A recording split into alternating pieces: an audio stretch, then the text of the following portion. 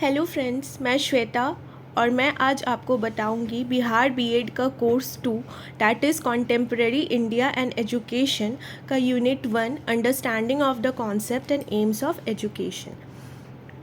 ठीक है, तो चलिए स्टार्ट करते हैं इसका इंट्रोडक्शन से, क्योंकि एजुकेशन से कहीं से भी क्वेश्चन पूछे तो इंट्रोडक्शन लिखना ज़रूरी है। तो चलिए शुरू करते हैं।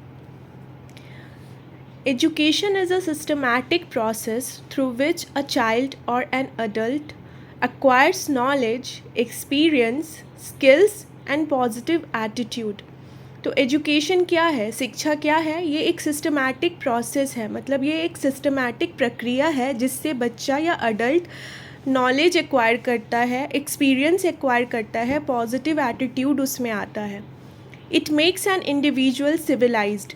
एजुकेशन के कारण ही कोई भी व्यक्ति सिविलाइज्ड होता है। For a civilised and socialised society education is the only means. Civilised और सोशलाइज्ड सोसाइटी के लिए क्या, शिक्षा ही एक कारण है जिससे कि एक सोशलाइज्ड सोसाइटी बनता है, एक सिविलाइज्ड सोसाइटी बनता है। Education aim is to make an individual perfect and an overall development of an individual। तो एजुकेशन का एम क्या है? किसी भी व्यक्ति को परफेक्ट बनाना, सिर्फ एक कारण से नहीं, ऐसा नहीं कि सिर्फ फिजिकली या मेंटली, बट उसका सर्वांगीण विकास करना, ओवरऑल डेवलपमेंट करना इंडिविजुअल का। ठीक है, चलिए अब आगे बढ़ते हैं। अब क्या है? Education is the basic means of human development. Education human development का एक बेसिक मीन्स है। Through this the innate power of man are developed and the skills are increased and behaviour changes and in this way a person becomes a civilised, cultured and capable citizen. तो education ही एक कारण है जिससे कि man का इनेट power, जो उसके अंदर पावर छुपा होता है, वो डेवलप होता है, उसका स्किल इंक्रीज़ होता है और उसका बिहेवियर में चेंज आता है, जिससे कि जो आदमी होता है, व्यक्ति होता है, वो क्या होता है, सिविलाइज्ड होता है, कल्चर्ड होता है और आगे चल के एक कैपेबल सिटीजन बनता है। In fact this work starts from the birth of the child. Shortly after birth, the child begins to learn some general behavior and language from his parents and other family members. At the same time, he starts learning the methods of getting up, sitting down, walking, eating, and drinking, and other social conduct. तो education क्या होता है? बच्चा जब जन्म लेता है उसी समय से उसको शिक्षा स्टार्ट हो जाता है। वो कहाँ से सबसे पहले शिक्षा ग्रहण करता है? अपने फैमिली मेम्बर से। वहाँ से वो अपना जनरल बिहेवियर सीखता है, जनरल जो उसका डेली रूटीन होता है वो सीखता है। तो वो भी कहीं ना कहीं से एक एजुकेशन ही हुआ ना, क्योंकि वो उसको सीख रहा है, वो चीज़ करना सीख रहा है। जैसे कि उठना सीख रहा है, बैठना सीख रहा है, चलना सीख रहा है, खाना सीख रहा है, और कोई भी सोशल बिहेवियर वो पहले अपने फैमिली से ही सीखता है। When a child becomes 3-4 years old, then his schooling starts in a planned manner and lasts for a fixed period of time। जब बच्चा 3-4 साल का होता है तो उसका स्कूलिंग स्टार्ट हो जाता है, और इससे क्या होता है, प्लान मैनर में और फिक्स पीरियड ऑफ टाइम के लिए वो स्कूल जाने लगता है। After that the child is considered capable of earning a means of livelihood.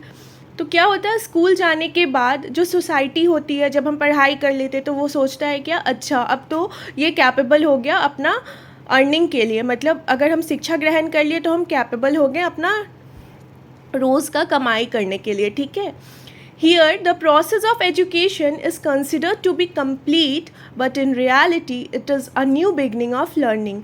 तो यहाँ पे हम लोग सोचते हैं कि अरे चलो एजुकेशन तो यहाँ पे कंप्लीट हो गया, बट क्या स्कूल जाने से एजुकेशन सच में कंप्लीट होता है?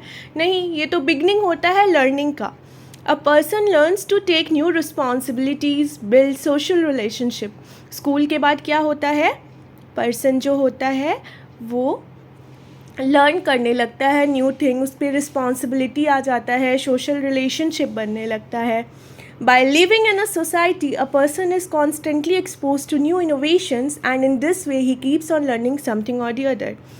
तो सोसाइटी में रहने से क्या होता है कि हमें हमेशा न्यू इनोवेशन, जैसे पहले क्या था कि छोटे फ़ोन आते थे, फिर धीरे धीरे क्या हुआ, स्मार्टफोन आया, तो धीरे धीरे हम उसे चलाना सीखे ना, तो उससे क्या होता है कि जैसे नया नया चीज़ आता है उसको भी हम सीखते हैं। ऐसा तो नहीं कि हम सिर्फ पुराने फ़ोन में थे तो पुराने फ़ोन में ही रह गए उसको सीख के, नहीं ना, हमें भी बदलते वक्त के साथ बदलना होता है। तो कैसे हम उसको लर्निंग बोलते हैं, क्योंकि हम जहाँ सोसाइटी में रह रहे हैं वहाँ नए नए इनोवेशंस होते रहते हैं, ठीक है। उसके बाद है man starts a new life even after a job. Job के बाद भी मैन का एक नया लाइफ होता है। कैसे? Proper use of time, maintenance of relations, there learning time starts a fresh and a learning process continues life time. तो क्या होता है, जॉब के बाद टाइम मैनेजमेंट सीख जाता है, रिलेशन मैनेज करना सीख जाता है लोग, और इससे क्या होता है, ये जो लर्निंग या एजुकेशन होता है ये एक टाइम का प्रक्रिया नहीं है। ऐसे बोलते हैं ना हम लोग, लर्निंग क्या मदर के वुम्ब से लेके टुम तक चलता है, मतलब कि बर्थ ऑफ अ चाइल्ड से लेके जब तक उसका डेथ नहीं हो जाता है तब तक हम सीखते ही रहते हैं। अब है there is no age limit for learning.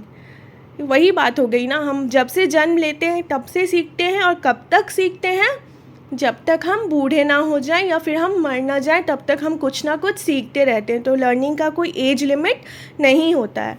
The process of learning should always be motivational and purposeful which should be helpful in development of individual, family, society and country.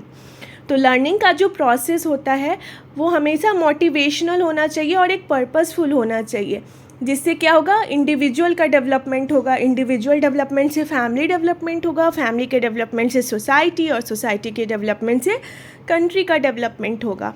तो ये था फ्रेंड्स इंट्रोडक्शन एजुकेशन का। अब next part में हम देखेंगे meaning of education. Thank you.